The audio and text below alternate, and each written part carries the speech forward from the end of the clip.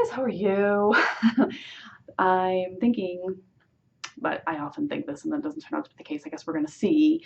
But I'm thinking this is going to be a shorter episode than usual because my time is very pressed right now and I have to be somewhere. It's 9:07 in the morning as I'm looking at my clock right now, Thursday, and I need to be over in another library for something at 9:45.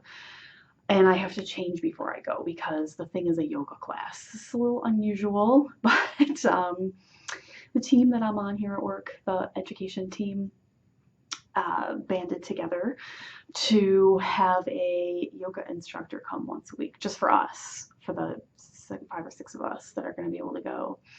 And I guess mixed feelings that it actually ended up working out. I like yoga fused with other things like Pilates or a bar workout. I took one just plain old yoga class. I don't even remember what kind of yoga it was, but just a very simple, maybe vinyasa yoga. I'm not sure if I don't remember, but that sounds familiar. And I didn't love it. Not that there's anything not to love about it. Everybody just prefers different things. And so I like a more, I don't know what the right word is that I'm looking for, but I want to, I guess, really sweat if I'm going to dedicate an hour, 45 minutes to an hour to a class like that. But yoga really isn't just about physical fitness. I guess that's the difference. I'm looking for a class that's about physical fitness. It's about, a mind-body connection, which is a great thing, where you're relaxing and allowing yourself to be at peace for that time to try to make the rest of your day. You see, I really need this. So this is, it's good that I'm going. But that one time that I went, I was thinking, well, I really enjoyed it, but that I wanted to, devote my time to a different type of class. But this is what the team wanted to do. And so I thought, well, I'll give it another try. And I think this is probably God telling me that I really need to do this. So that's where I'm going. And it's going to be unusual because we're just using our classroom for that reminds me, I have to remember my mat. Remind me, okay, before we're done with our tea. I don't have tea today. I have my infusion water bottle. Yay. I've been enjoying it all week.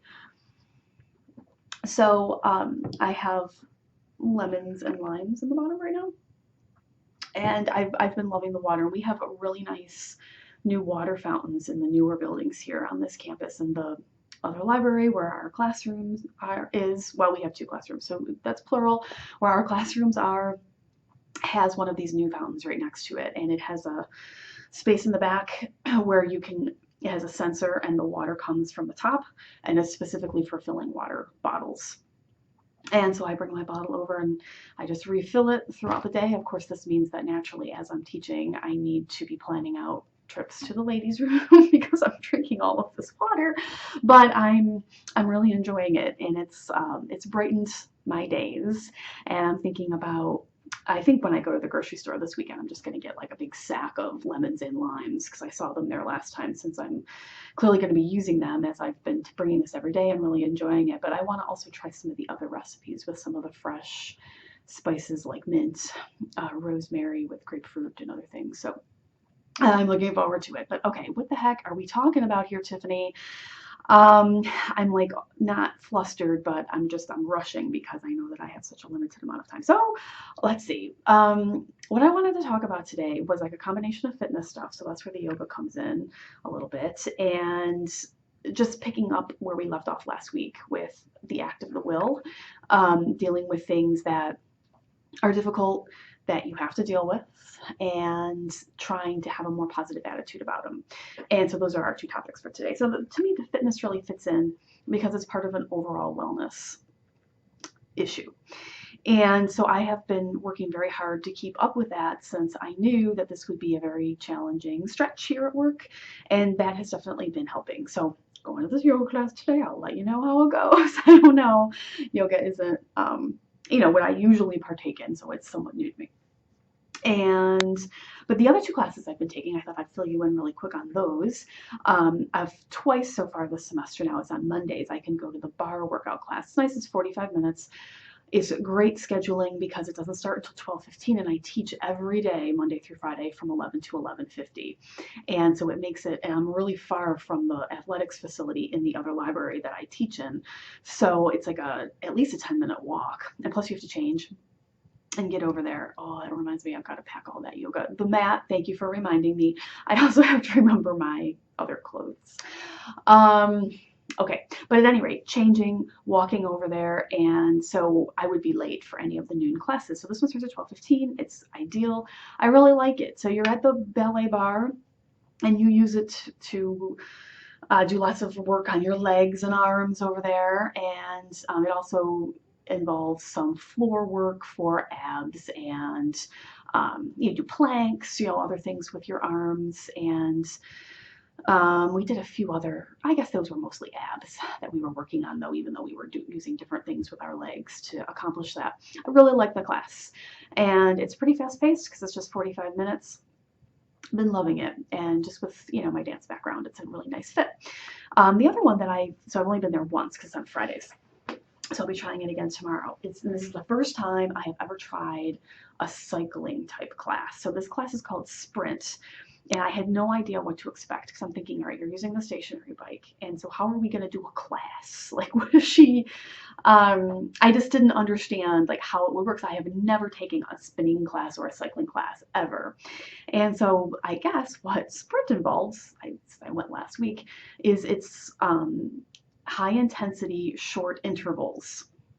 And so she puts on music, and the music has different cadences throughout. And so there'll be these segments of 30 to 60 seconds, say, where she's saying go at this pace. And then she'll say tighten your tension. So you use the little knob to increase your tension. And then for 60 seconds, we're going to go at this type of a pace. And the music will pick up, and then there'll be a crescendo of music. And she'll say tighten your tension more, and then you're going to go at a faster pace, as fast as you can. And then for part of it, you'll stand up and pedal while you're standing up, which is obviously much more difficult. And then sit back, and then sort of go back down that hill that you just went up. And then you'll have a time to rest in between before the next one. And it's only a half hour, and it starts at 12:30. So that's, again, perfect for my schedule.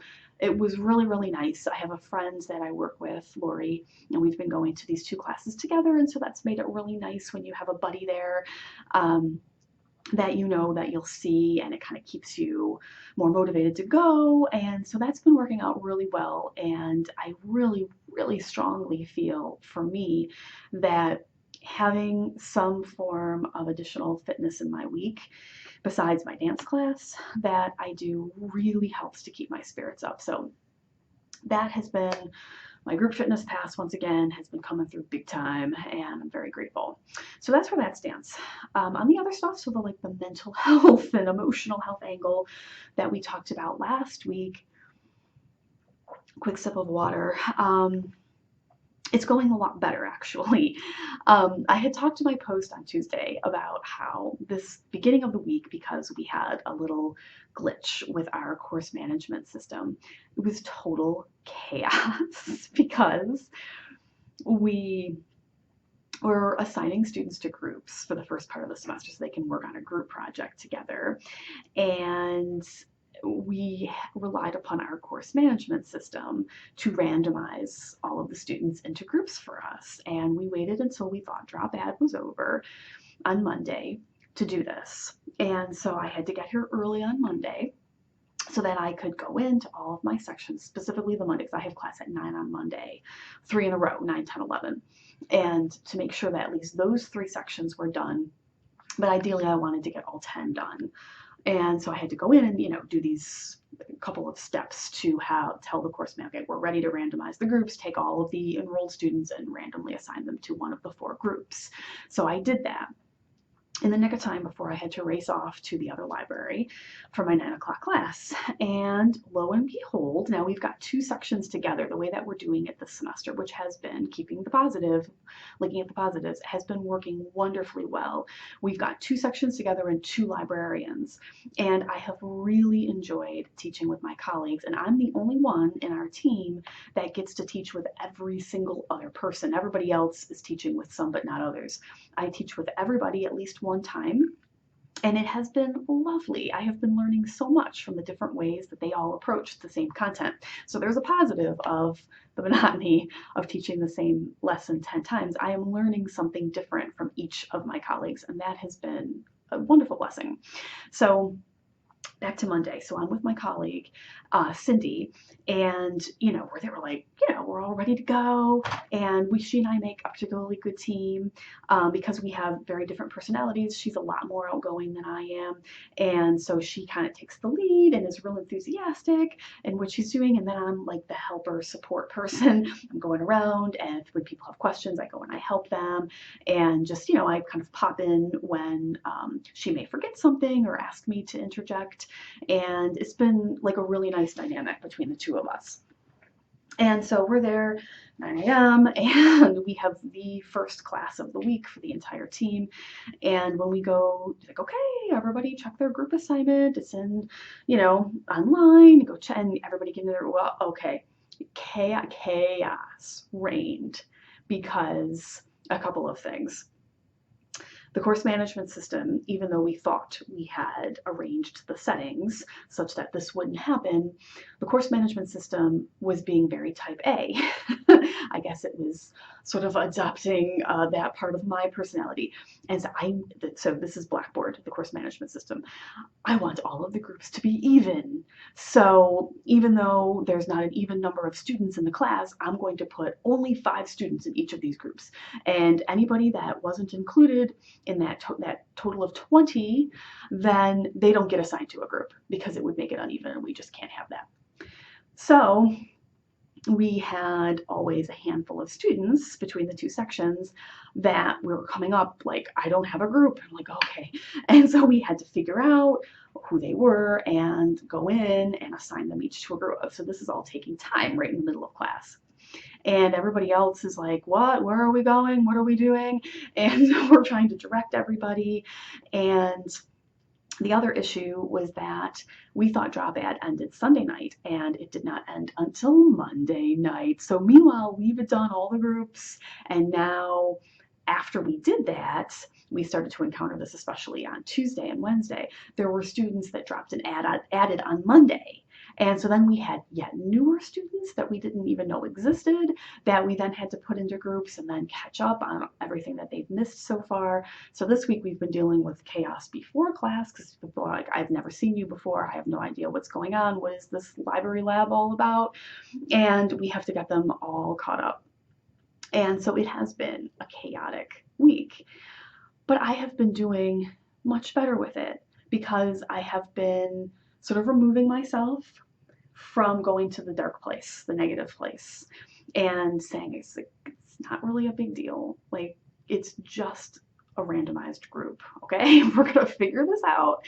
It's not a big deal. We quickly troubleshot how to go in and manually assign people to groups. So like, okay, we've got 6 people here, 3 in each section. 1, 2, 3, write your name down here, please. And I'm going to put you in group 1, group 2, group 3. And it all got squared away. And the way that I've been able to do that is just thinking about all of these things that we have been talking about here on the blog with Live Today Well. So hold on, I have it. Taping it to my face again, okay? This has been a huge source of inspiration for me, and I am so looking forward to continuing on with it. I just responded to a bunch of comments that you all left from the chapter 3 post. Melanie and Sam and Donna had commented on the Tuesday post, in which I also referenced Live Today Well and St. Francis. So I responded to all of you, and I loved it. And it inspired me to think about some things as we move into Lent with the book. So check my responses to your comments, because I'm thinking that what we might want to do is pick out, we still have how many weeks? Let me look at the calendar. So next week will be chapter 4, 1, 2, at least 2, right? Because when is Ash? Ash Wednesday is the 1st. Okay, so we have 2 more chapters to discuss before Ash Wednesday, and I'm thinking that we could pull a couple of ideas from the book to employ during Lent as we transition. I'll make a new graphic for Lent for the book club, So I'm looking forward to that. But it just got me to thinking about how we're practically applying these things that we're learning from the book in our lives. And I can tell that it's really, really helping. So also, as I drove in this week, I was listening to one of the podcasts that I listen to weekly, which is Greg and Jennifer Willett's Adventures in Imperfect Living. And they were talking about this very issue of dealing with challenging things in your life. They've had a lot going on this past year in their lives with their family, and they made a big move across the country, and so they just had lots of different things going on. And so they were talking about this issue of how to deal with things in a positive way, even though they're causing you a lot of anxiety. And Greg mentioned that he's writing a book. I think it's called Tied in Knots, and they have a devotion to Our Lady and Doer of Knots. And so tying into that, of dealing with the knots that come up in your life and how to deal with them in a spiritual way. And one of the things that he said really, really struck a chord with me. And I will wrap up after we discuss this point because I see that it is 9:22 and I need to change into my yoga gear, for better or for worse. And so he said that he provided this image of you think of like Boy Scouts tying knots, right? And so you think of a big, thick rope, sort of like we all had to climb in gym class back in the day. I was terrible at that, by the way, because upper body strength is not my forte. And so like climb, I would get like not even an inch upward. I'm like, this is torture. Why? This is such an unfair advantage for the boys. At any rate, so a big thick rope like that. And if you tie it in a knot, if you pull on that knot, it's going to be an exercise in frustration because if you just try, I mean, obviously not a boys because they can tie real knots, but if you just, do like a knot like we all know how to do, where you just cross the rope over and then pull, it's very difficult to get it to stay that way, right? So you're like yanking on it on both ends, and you have to like hold it really tight in order for it to stay in that little pretzel position. And when we choose to dwell in the negative, that's what we're doing, is we're really making it, we can't change everything about our circumstances in life. So that knot exists, right? But if we continue to pull on it like that, really tight, insisting that this is the best way to keep, that this is what we want to do. We want to keep the knot there and we need to pull on it. And it's really difficult to do. You have to keep a really, a lot of tension on each end of the rope for it to stay pretzeled like that. But if you put it down, and as soon as he said this, I knew exactly, I could picture it in my mind's eye. You put it down, and you leave it alone, that rope immediately begins to uncoil because the tension is gone. And so it may still maintain somewhat of the pretzel shape, but it's like all loose now and there's no way it would actually hold anything within that knot. And I thought, wow, that's a really great way of looking at it. So we can't change the fact that that knot is there, but we can change the way that we react to it. And so if we choose to be more positive, we just kind of like, okay, here's the problem, but let's just sort of take a step back. We're just going to deal with it in a calm way. And that knot just is not going to take possession of your insides the way that it will if you're exerting that additional pressure. And I've been thinking about that all week, and it has really, really helped. I'll put a link to that episode. It was just this week's in the show notes, as well as to my post from earlier in the week. I've also been praying the Our Lady of Lourdes novena, which wraps up tomorrow, Friday the 10th, because the feast day is the 11th. And I really do feel like some of this fruit is from that novena as well. So St. Francis and Our Lady of Lourdes. I'm feeling like this has been a really fruitful winter ordinary time for me. I've been able to step back and take a more, and I can see, yes, once again, it was not a shorter episode because I'm at almost 19 minutes, so it's going to be an average length episode. I've been able to take a macro view of my job and the way that it has been causing me stress over the course of the past 6 months or so. And I've been able to learn some things from it and see how I can improve that in the future and to be grateful for the positive things about it. And it has really been helping. So as we approach Lent, I'm very grateful for that. And getting some ideas together for what I'd like to do during Lent, so we'll be discussing that coming up in the next couple of weeks. But in the meantime, continue to write in with your thoughts about St. Francis de Sales, Live Today Well. If you have some ideas, just different things about dealing with stress and how fitness impacts your ability to deal with stress, I'd love to hear those. And if you do have some preliminary ideas for what we can do during Lent, write in and we will start to compile. I look forward to talking to you all soon. Have a wonderful weekend, and I will chat with you again next week. Bye.